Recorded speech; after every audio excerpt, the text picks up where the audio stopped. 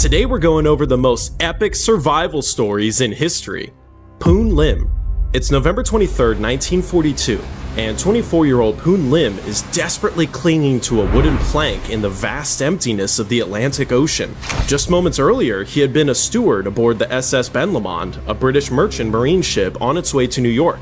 Without warning, two massive explosions ripped through the vessel, and Lim was swept overboard. Fighting against the pull of the now sinking ship, he frantically swam toward what he hoped was the surface, his lungs burning for air. When he finally broke through, he looked around only to see the endless ocean stretching in every direction. He was completely alone. As he bobbed in the frigid water, trying to make sense of the nightmare unfolding around him, the German U-boat that had fired the torpedo suddenly surfaced. Its crew climbed onto the deck, and Poon Lim waved frantically, shouting for help. The Germans spotted him and burst into laughter. They mockingly waved back before again disappearing beneath the waves, leaving him to die. After 2 agonizing hours of drifting, Lim spotted a sign of hope. One of the few life rafts the crew of Ben Lomond had managed to launch before the ship went down was floating just a few hundred feet away. He desperately swims toward it and drags himself aboard.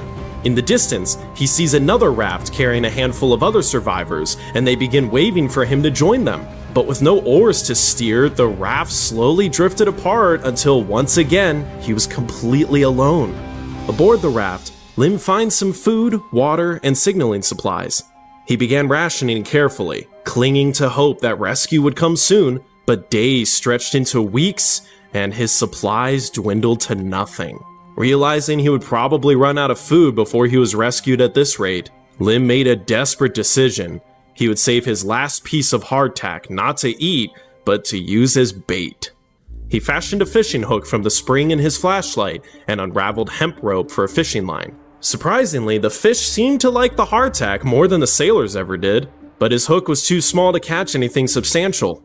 Using a nail he pried from the raft, he made a bigger hook and used the small fish he had been able to catch as bait. As his fresh water supply ran out, he rigged a canvas shelter to catch rainwater to drink. When seagulls began landing on his raft, Lim caught them for food as well. With no way to cook the birds, he butchered them, soaked the meat in seawater, and dried it into jerky under the scorching sun. Though the supplies he found on the raft had completely run out, he was now catching enough food to survive. But then the rain stopped completely, and soon he was left with nothing to drink.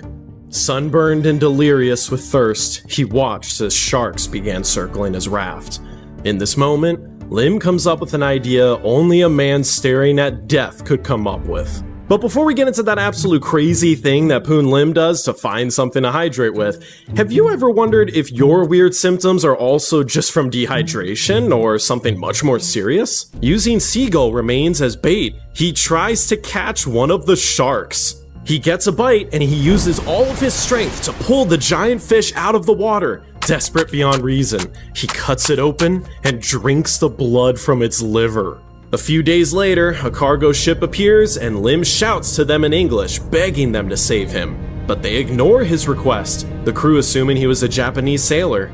Later, American Navy patrol planes spot him and drop a buoy to mark his location for rescue. But before they could return, a violent storm swept Lim and his raft away into the vast ocean.